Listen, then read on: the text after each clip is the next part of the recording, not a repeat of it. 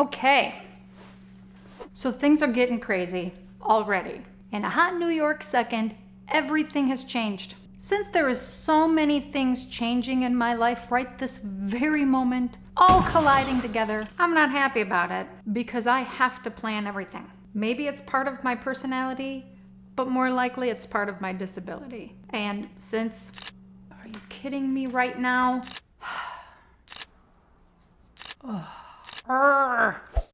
All right, I'm back. There's a flurry of unexpected activity and interruptions, so I'm back. Since so many unexpected things are happening in my life right now, perhaps I should explain a little bit about what it's like to have a disability and how you have to create systems in your life in order to be independent.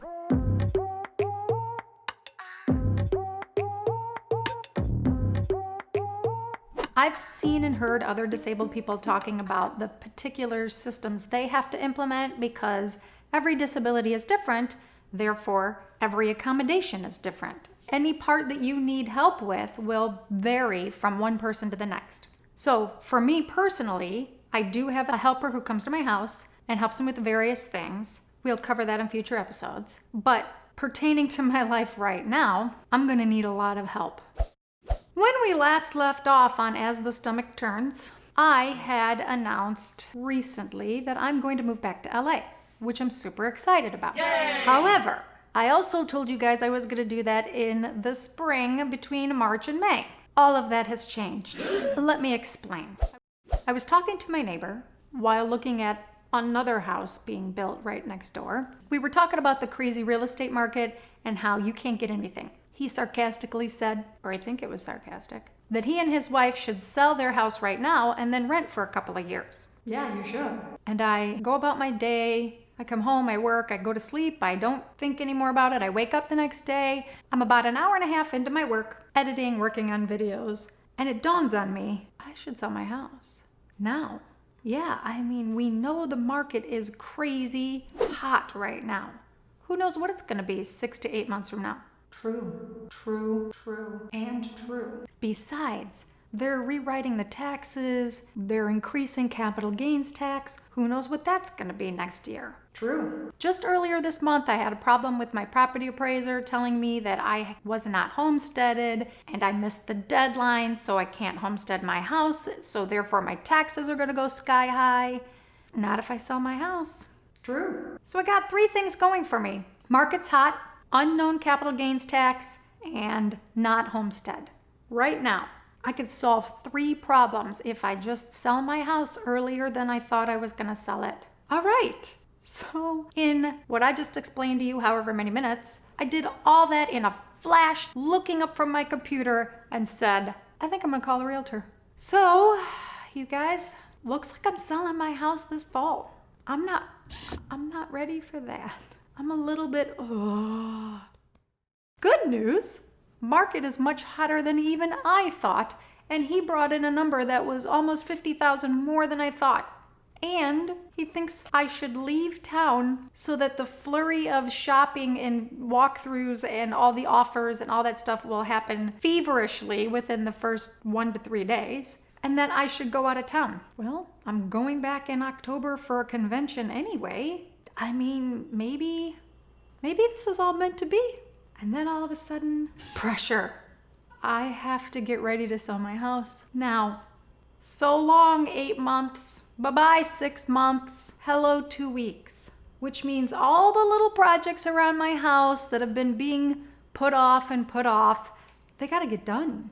Good news, the tiny little soffit outside, it's been fixed for the first time since I've lived here. So hey, that's the last thing that needed to be fixed outside. Yay! That got done. Now it's down to painting the wall and putting the trim back on, patching some of the drywall from where I had my plumbing replaced. All the projects that I did when I first bought this house that needed a ton of work, they're just the little remnants of those projects that we didn't finish. I opted not to renovate the kitchen and bath because I'm leaving now.